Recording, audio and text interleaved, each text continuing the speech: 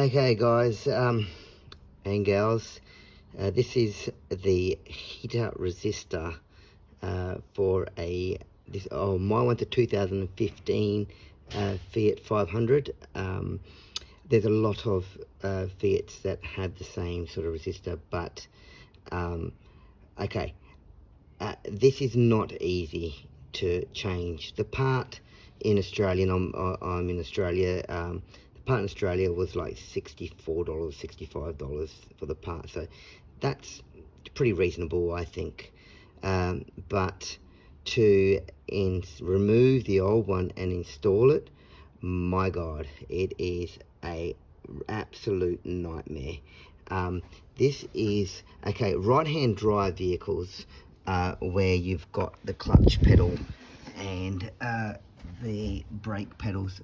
This part is I've just changed it over, and I thought I'd do a video because it isn't easy. Now, although on this part it shows 2 sections for screws to go on, I think Fiat must have known that it is a nightmare, so they actually only put 1 screw in to tighten that up in there. That is in here. Sorry, I'm just trying to do a video that goes up in here.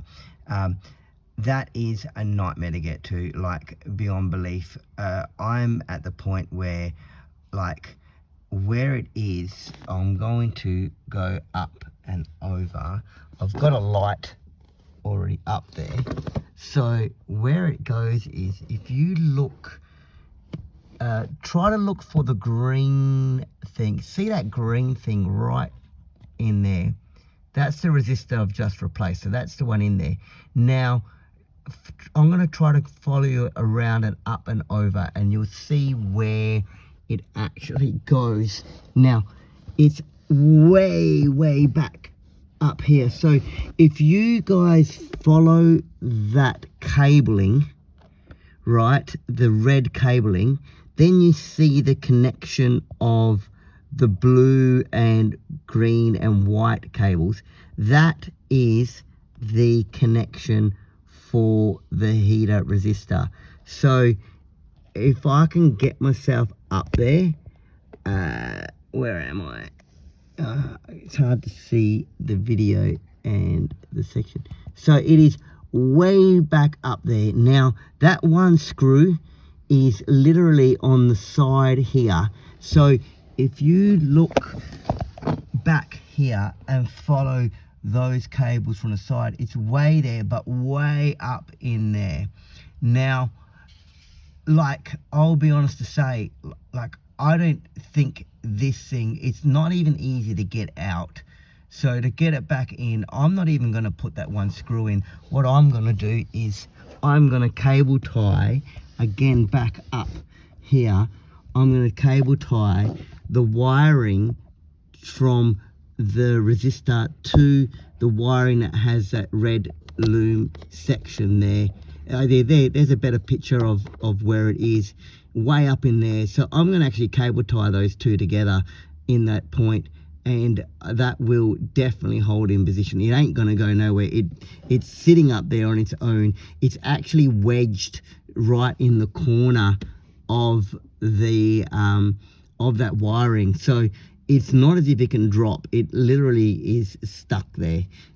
So I'm going to cheat a little bit and add a cable tie in there, because I don't want, if this happens in the future, which if happened now, 9 to 10 years down the track, I don't want the next poor guy to have to think about this thing where it ain't going to go anywhere, and then try to get these screws out. If he can just pull on that cabling and wiggle it past that thing, snap the cable tie off and wiggle it past it, that's, I think, is the best way. But I want to tell you, like, it's not an easy job to do. And the part of it not an easy job to do is the fact that you can't get to those screws, that screw to get it off. I'm going to show you a photo of my hand. That is my hand, absolutely mangled from trying to get up there and trying to get that screw out. I ended up using now it's a 5.5, where I used a I didn't have a 5.5, so I used a 732, I think it is. Yeah, it's a 732 socket, extended out quite a long distance, but also I had to have my hand in there because I've got the universal. I had to have my hand up there to kind of hold it in position to get that on, to get that out. But it's not even easy to get up there, and that I was getting major head spins just by flipping myself upside down for a while. And as you can see, I've actually even taken the seat out, which made it a bit easier. The seat's quite easy to come out. It's just these four Allen key style bolts that come off. But yeah, look, like I said, it's definitely worth doing yourself. Like, my issue was on the car, which other videos were telling me that it was the resistor, was that it would only work on the 4th speed. So I've got a manual style AC, so it would work, it would only work on 4. It would not work on 1, 2 and 3. I've actually, I tested it, the new one, prior to putting it in, which again was a little difficult to do, but I got it on and off, and I tested the new resistor, and it did work in position.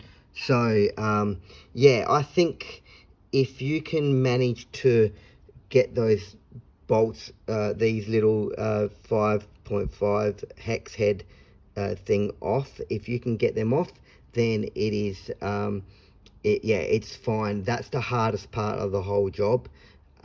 But in saying that though, it's taken me hours. I mean, literally hours for this one thing to come off. I was almost saying to my wife to just stick with the 4th speed and don't worry about having a bit lent, but I don't like things not working on the car, so I did decide to change it.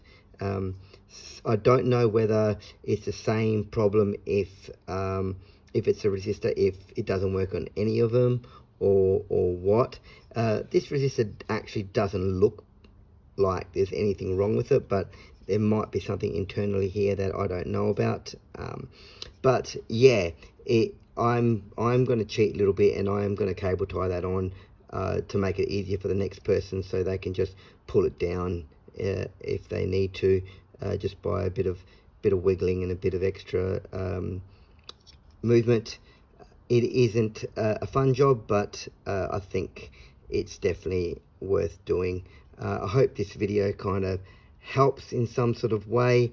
Like I said, it is I noticed that it's only 1 hex head on it, and it was to the center of the car, on the right hand drive.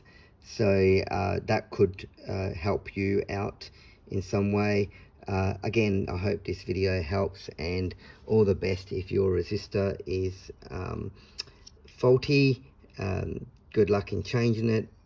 It is possible. It's just a bit of cursing happening. Yeah, enjoy. I hope you enjoy this video, and I'll catch you on the next one.